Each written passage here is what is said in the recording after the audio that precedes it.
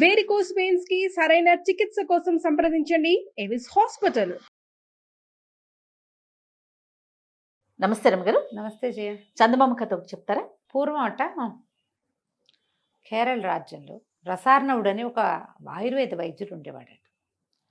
ఆయన చాలా కాలం గురు శుశ్రూష చేసి ఎన్నో గ్రంథాలు చదివి వైద్యం చేసేవారు. అమృతహస్తమే అయింది. ఆయన చేత్తో కుదరని జబ్బే లేదు. అద్భుతమైన వైద్యం చేసేవాడు. ఈ రసార్ణవుడి కుమారుడు సోమదత్తుడు. అతను కూడా ఆయుర్వేద వైద్యమే. సాధారణంగా అనుచానంగా వైద్యాలు వస్తూ ఉంటాయి. వంశపారంపర్యంగా చేస్తారు. అయితే ఏమైంది, కుర్రవాడు కూడా చేస్తుండేవాడు వైద్యం. ఈయనకి ఒకసారి ఏమనిపించిందంటే, నేను ఇంతకాలం గురు శుశ్రూష చేసి మా నాన్నగారి దగ్గర ఎన్నో తాళపత్రాలు ఉండి నేను ఎంతో భక్తి తత్పరతతోటి ఈ పని చేస్తున్నాను. అనుచానంగా వస్తుంది కాబట్టి నా కొడుక్కి కూడా వచ్చింది, కానీ నాలాగా వీడు చేయలేకపోతున్నాడు. నా అంత అనుభవం వీడికి రాలా. అందుకని ఏదైనా ఒక దైవ సహాయం లభించాలి. నాడి చూసి వైద్యాన్ని, వీడి జబ్బు ఇదేని పసిగట్టగలగాలి. వాడి చేత్తో ఏది ఇచ్చినా తగ్గిపోవాలి. దీనికి ఏదైనా ఒక దైవ సహాయం తీసుకుందామని అనిపించింది. ఆయన కొడుక్కి తన వైద్య వృత్తి అప్పచెప్పి, ఇల్లు వాకిలి ఆశ్రమం అన్నీ అప్పచెప్పి, తోటలు దొడ్లు ఉన్నాయి, ఇవన్నిట్లలో ఈ మన మూలికలు అవి ఉండేవి, తపస్సుకి వెళ్ళిపోయాడు. ఆయన 3 ఏళ్ల పాటు చాలా తీవ్రంగా అశ్విని దేవతల కోసం తపస్సు చేశాడు. అశ్విని దేవతలు కొంచెం సులువుగా ప్రత్యక్షం అవుతారు. మనం ఇంతకు ముందు కూడా ఒక కథ చెప్పుకున్నాం. అయితే ఈ దేవతలు ఇద్దరూ ప్రత్యక్షం అయ్యారు. ఏం కావాలి నీకు అని అడిగితే, ఒక అద్భుతమైన వైద్యం చేయగలిగే చెట్టు, దానివల్ల కుదరని జబ్బు లేకుండా చేయమని అడిగారు, ఇవ్వమని అని అడిగాడు. ఒక మూలిక అలాంటిది ఇవ్వమంటే వాళ్ళు ఏం చేశారట, కొన్ని గింజలు ఇచ్చారు. ఒక గింజలు ఇచ్చి, ఈ గింజల్ని పాతిపెట్టు, దీని నుంచి ఒక మహావృక్షం వస్తుంది. ఇది స్వార్థరహితంగా చేసినంతకాలం దాంతో ప్రతి జబ్బు తగ్గిపోతుంది. స్వార్థం లేకుండా చెయ్యాలి, స్వార్థరహితంగా చేసినంత కాలం పనిచేస్తుంది. దీనికి ఒక ఫలం కాస్తుంది, అది స్వర్గ ఫలాన్ని ఇస్తుంది, అమృత ఫలం. అది స్వార్థంతో తీస్తే మాత్రం రాదు. స్వార్థంతో తీసారా వేరే అడ్వర్స్గా వచ్చేస్తాయి. ఆ పండు కోసాక ఇంక ఈ చెట్టు లాభం లేదు అని చెప్పారు. ఈయన బీజాలు తీసుకుని మళ్ళా కేరళ రాజ్యానికి వచ్చేసాడు. వచ్చాక తన వాకిట్లో ఒక పక్కగా మంచి ఈశాన్య దిక్కున ఈ అద్భుతమైన గింజల్ని, దేవతలు ఇచ్చిన గింజల్ని నాటాడు. చూస్తూ ఉండగానే ఒక చెట్టు మొలిచింది. తక్కువ రోజులుండి అది మహావృక్షమైంది.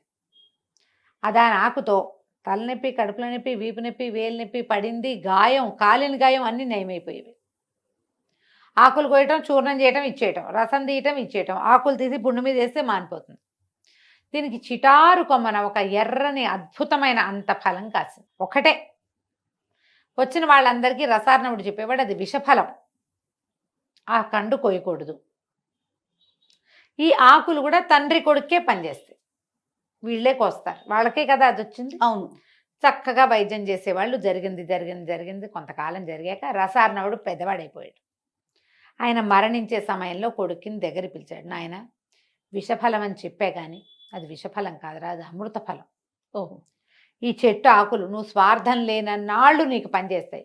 స్వార్థం నీ బుద్ధిలోకి వచ్చిందా, ఈ ఆకులు పనిచేయి అంటే కొడుకు అన్నాడు. సోమదత్తుడు ఆతృతగా, నాన్న నువ్వు అమృత ఫలం అంటున్నావు, చచ్చిపోయేందుకు సిద్ధంగా ఉన్నావు, ఆ పండు కోసి నువ్వు తీసుకుంటే నువ్వు బతుకుతావు, మన కోసమే కదా అశ్విని దేవతలు ఇచ్చింది అంటే ఆయన చెప్పాడు, కాదురా నాయన, ఆ పండు కోసామా ఇక ఈ చెట్టు పనిచేయదు. ఓహో, ఈ చెట్టే మన జీవనం, ఈ చెట్టు వల్లే అందరికీ జబ్బులు తగ్గుతున్నాయి, ఈ చెట్టే మన ప్రఖ్యాతి, స్వార్థం రాకుండా చూసుకో, పండు మాత్రం కోయొద్దు. బాగుంది. సోమదత్తుడు ఎంతకాలమో వైద్యం చేస్తూ ఉండేవాడు. వచ్చిన వాళ్ళంతా అడిగేవాళ్ళు, మా నాన్నగారు అది విషఫలం అన్నారు, ఆ పండు ఉంటేనే ఈ చెట్టుకు బలం, కానీ అది కోయకూడదు, ఏదో చెప్పేవాడు. ఎవరు దాని జోలికి వెళ్ళేవాళ్ళు కదా. ఈ డాక్టర్ దగ్గరికి వచ్చే వాళ్ళంతా జబ్బులు మారి వాళ్లే కదా, వేరే యావగేషన్స్ తోటి ఎవడు రాడు అక్కడికి. అంతేగా, కొత్త ఐడియాలతో రారు. ప్రతి వాళ్ళు వైద్యం కోసమే వస్తారు. డాక్టర్ల దగ్గరికి వచ్చేందుకు పిచ్చి వేషాలు వేయడానికి వస్తున్నారంటే ఎవరైనా వాళ్ళు మనుషులుగా ఉండడానికి కూడా పనికిరారు. అంతే, డాక్టర్ దగ్గరికి వైద్యం కోసమే వెళ్ళాలి. అయితే ఏమైంది, కొంతకాలం గడిచాక ఆ ఊరి రాజ్యం తాలూకు రాజుగారికి విపరీతమైన కడుపులో నొప్పి. ఎన్ని మందులు వాడారో తగ్గల. రకరకాల మందులు వేసుకుని ఆయన కడుపులో మంటలు పుట్టేవి, పిసుకు పుట్టేసేది. ఇంతలో ఎవరో చెప్పారు, రసార్ణవుడి కుమారుడైన సోమదత్తుడు అద్భుతమైన మూలికా వైద్యం చేస్తాడని, అతను చెయ్యి పడితే తగ్గిపోతుంది. ఆయన వెళ్దామనుకున్నాడు. ఆయన బతికేలాగా లేడు ఆ నొప్పితోటి, ఆ ఉదరసూలతో. కూతురు నాన్న ఏమైపోతాడోనని రాకుమార్తె అయినటువంటి మణిమాల కూడా నేను కూడా వస్తాను నాన్న అని అడిగింది. సరే మణిమాలని వెంబడి పెట్టుకొచ్చాడు. వచ్చేసి వీళ్ళ ఊర్లో బస చేశాడు. కబురు చేశారు. ఈయనకి అప్పటికే తెలిసింది రాజుగారు ఎంత డెస్పరేట్గా ఉన్నాడంటే తన నొప్పి తగ్గిస్తే రాజ్యమైనా ఇచ్చేసేలాగా ఉన్నాడు. ఇదొకటి. రెండో భర్త కూతుర్ని వెంట పెట్టుకొచ్చాడు. 20 సంవత్సరాల అమ్మాయి, ఎంత అందగత్తో, ఒక్కతే పిల్ల. ఆ పిల్లని చేసుకున్న వాడికే రాజ్యం వస్తుంది. ఈ సోమదత్తుడు నడి వయసు వచ్చేదాకా ఇతనికి స్వార్థం రాల, కానీ ఇప్పుడు వచ్చింది. ఇప్పటిదాకా ప్రతి వాళ్ళు ఏదో తృణమో పణమో పట్టుకొచ్చిస్తే వీళ్ళు హాయిగా గడిచిపోయేది, హాయిగా ఉండేవాళ్ళు. రాజకుమార్తె రాజ్యము రెండిటి మీద మనసైంది అతనికి. ఎవరిని చూడ్డానికి వెళ్ళినా 4 ఆకులు చేత్తో పుచ్చుకుని వెళ్ళేవాడు. ఒంటి మీద దద్దుర్లు అంటే ఆకులతో రాస్తే పోతుంది, కడుపులో నొప్పి అంటే ఇంత పొడి ఇంత దంచి వేస్తే పోతుంది. ఆకులు లేకుండా ఎప్పుడు వెళ్ళేవాడు కాదు. మొట్టమొదటిసారి ఆకులు తీసుకురాకుండా వెళ్ళాడు రాజుగారి దగ్గరికి. రాజుని అడిగాడు, మా అయ్యా మీరు తగ్గితే మీరేమి ఇస్తారంటే, మీరు ఏది అడిగితే అది ఇస్తాను, మీకు ఏం కావాలో అడగండి, నా జబ్బు తగ్గించానంటే ఒక్క గడియలో పోగొడతా మీకు వచ్చిన సమస్యని. అసలు నిమిషాలే చాలు నాకు మీ జబ్బు పోగొట్టడానికంటే, మీరు ఏది అడిగినా సరేనన్నాడు. మీ అమ్మాయిని నాకు ఇచ్చి పెళ్లి చేయండి అన్నాడు సోమదత్తుడు. రాజు నిర్ఘాంతపోయాడు. 19-20 సంవత్సరాల పిల్ల సుకుమారి, ఈయన చూస్తే నడి వయసువాడు, నల్లటివాడు, వంకర కాళ్ళవాడు, వైద్యుడు మీది మిక్కిలి. ఆయన వద్దనుకున్నాడు. ఏముంది, ఎట్టాగో చచ్చిన సిద్ధంగా ఉన్న, పోతే పోతా, పిల్లకి ఎవరో క్షత్రియుడు దొరుకుతాడు సరిపోతుంది అంటే, కూతురు ఒప్పుకోవాలి. కాదు నాన్న, నీ నొప్పి తగ్గి బాధ తగ్గి ఇంకా నీకు నడి వయసు వాడివే, ఇప్పుడే నువ్వెందుకు మరణించాలి, నువ్వు వృద్ధుడివి కాదు, పోని చేస్తానని ఒప్పుకో. ఈయన మహామహిమాన్వితుడు, 100 మంది వైద్యులు కుదర్చలేని దాన్ని కుదురుస్తాడంటే మేధావి, మేధావితో వివాహం కూడా మంచిదే కదా నాన్న అని బతిమలాడింది. అయితే మంత్రి గారు ఏమన్నాడు, ఒకవేళ కుదరకపోతే తల తీయిస్తామని ఒప్పించారు. కూతురు కూడా అదే చెప్పింది, మీకు వైద్యం కుదరకపోతే ఈయన్ని సంహరించటమే, కుదిరిందా పెళ్లి చేసుకుంటా. ఒప్పుకున్నాడు సోమదత్తుడు. ఎప్పుడైతే ఈయన అక్కడికి వెళ్ళి ఈ మాట అన్నాడో బయటకు వచ్చేసింది వార్త. ఆవిడ పరమ దుఃఖం వచ్చేసింది సోమదత్తుడి భార్యకి. ఇంతకాలం 40 వయసు వచ్చింది, ఇంత పెద్దవాడు అయ్యాడు, 50 ఏళ్ళు వస్తే ఇప్పుడు రాజకుమార్తెను పెళ్లి చేసుకుంటే నా జీవితం ఏమవుతుంది, నేనేం చేయాలి? అంతేగా, అలాగే కదా ఆలోచన వస్తుంది జయ. మరి ఆడవాళ్ళ జీవితం ఏమవుతుంది ఈ కాలం అంటే? మరి ఏమైనా 50 ఏళ్ళు వచ్చాక పెళ్లిళ్ళు చేసుకుంటున్నారేమో. పాతకాలాల్లో ఏం చేసుకునేవాళ్ళు? భర్త ఇంకొక స్త్రీతో ఉంటుంటే ఈ భార్యల పరిస్థితి ఏంటి? ఆవిడ పరమ దుఃఖం వచ్చేసింది ఆవిడకి. సరే ఈయన ఇంటికి వెళ్ళి చెట్టు నుంచి 4 ఆకులు కోసుకొని చెట్టుకో దండం పెట్టి రాజుగారి దగ్గరికి వెళ్ళాడు. ఆయనకి ఏం తెలుసు అంటే, ఏదైనా సరే ఆకులతో రాస్తే పుళ్ళు మాంతాయి, దెబ్బలు మాంతాయి, కాలిన గాయాలు మాంతాయి, వాపులు తగ్గిపోతాయి. ఎంతలా పుండైనా అందులో పురుగుంటే పురుగుడు బయటపడిపోవాల్సిందే. లోపలికి ఇస్తే కడుపులో నొప్పి, ఎంత లావు నొప్పి అయినా, తలనొప్పి అయినా, వీపు నొప్పి అయినా, ఏ నొప్పి అయినా తగ్గిపోవాల్సిందే. ఆకులు కల్మంలో వేసి నూరించాడు. ఆయనకి ఇంత రసం తీసి ఇచ్చాడు.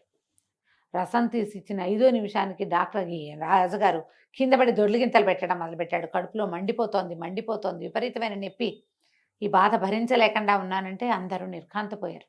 ఈ సోమదత్తుడు వెనకాల చాలామంది వచ్చారు. వాళ్ళందరికీ తెలుసు సోమదత్తుడి చేత్తో, ఎడం చేత్తో ఆకు రసం ఇచ్చినా తగ్గిపోవటమే. రాజు ఎందుకు అలా అయిపోయాడో తెలియలా. సోమదత్తుడు కూడా అర్థం కాల. ఇప్పటిదాకా ఎప్పుడు తన తండ్రి ఆ గింజలు తెచ్చిన రోజు నుంచి ఈ రోజు దాకా ఈ 30 సంవత్సరాలు 30 సంవత్సరాలు ఆయన ఫెయిల్ అయిందే లేదు. వీళ్ళు ఏమన్నారు, ఏమిటి వైద్యశేఖర కత్తికి రెడీగా ఉన్నారా అని అడిగితే, నన్ను ఒక్కసారి ఇంటికి వెళ్ళి చూసి రానివ్వండి అన్నాడు. ఈయన ఇంటికి వెళ్ళేసరికి చెట్టు బోసిగా ఉంది, ఆ కాయ లేదు. విషఫలం కదా అది. ఇంట్లోకి వెళ్ళాడు. దుఃఖంతో అయిపోయింది. ఎందుకంటే ఎప్పుడైతే ఆ చెట్టు కాయ కోయబడిందో ఈ ఆకులకి మహత్యం తగ్గిపోయింది, మహత్తు. ఈ ఆకులు రాజుగారికి ఇస్తే రాజుగారికి ఏం పని చేయలే. ఆకుల వల్ల, చెట్ల మందు వల్ల కడుపులో మంట వచ్చింది ఆయనకి. ఇప్పుడు ఏం చేయటం? లోపలికి వెళ్ళేసరికల్లా బాకెట్లో ఎక్కించి గుమ్మంలో కడుగు పెడతారు. కాగితం కనపడింది. కాగితంలో రాసింది, మీ జీవితానికి నేను అడ్డంకి కాదల్చలేదు. రాజకుమార్తెను పెండ్లాడి హాయిగా ఉండండి. విషఫలం తిని మరణిస్తున్నాను అని రాసింది. ఈ విషఫలం ఎవరు కోసారు? భార్య కోసింది. ఈయనేమో స్వార్థంతో మంది ఇచ్చాడు. ముందే స్వార్థంతో మంది ఇచ్చినందుకు అక్కడ పనిచేయలే. ఫలం కోయబడింది, ఇంకా ఎప్పటికీ ఆ మందు ఆ చెట్టు పనిచేయదు. అంతేగా, 2 విధాలా నష్టపోయాడు. ఇటు భార్యను కోల్పోయాడు. పరమ దుఃఖంతో నెత్తి మీద చేతులు పెట్టుకున్నాడు. భటులు వచ్చేసారు. నువ్వు ఇంకేదైనా వైద్యం చేస్తావా, చంపేయమన్నావా అని లాక్కుపోయారు. లేకపోతే రాజుగారు గోడును విలపిస్తున్నాడు. నొప్పి రాకుమార్తె ఏడ్చేస్తుంది. మంత్రివర్యులంతా నెత్తి మీద చేతులు పెట్టుకుని ఉన్నారు. ఈయనకి కత్తి తెగటార్చటానికి నుంచునుంటే ఆకాశంలో నుంచి ఒక అశరీరవాణి వినపడింది, నా భర్తని క్షమించండి, అతను మొత్తం జీవితంలో మొట్టమొదటిసారి స్వార్థానికి లోనయ్యి ఈ పొరపాటు చేశాడు అని ఆకాశంలోంచి ఒక మూలిక కింద పడింది. ఈ మూలిక రసం తీసి రాజుగారికి ఇవ్వండి, రాజు స్వస్థుడవుతాడు, నా భర్తని శిక్షించకండి అని మాయమైపోయింది. ఆ మూలిక రంగరించి సోమదత్తుడే ఇచ్చాడు ఆయనకి. మూలిక వేసుకున్న కాసేపటికి రాజుగారికి కొత్త మంట పాత నొప్పి 2 పోయినాయి. స్వస్థుడైపోయాడు. ఆయన రాజకుమార్తెను తీసుకెళ్ళిపోయాడు. సోమదత్తుడు ఇంకా జీవితంలో వైద్యం చేయలే. విషఫలం అంటే అదేదో విషం కాదు, స్వార్థమే విషం. అంతే. నువ్వు ఎప్పుడైతే సెల్ఫిష్గా మారేవో అయిపోయింది. అంతే. కథ కంచికి మనం ఇంటికి. చాలా చాలా బాగుంది. నమస్తే రమ్య. నమస్తే జయ.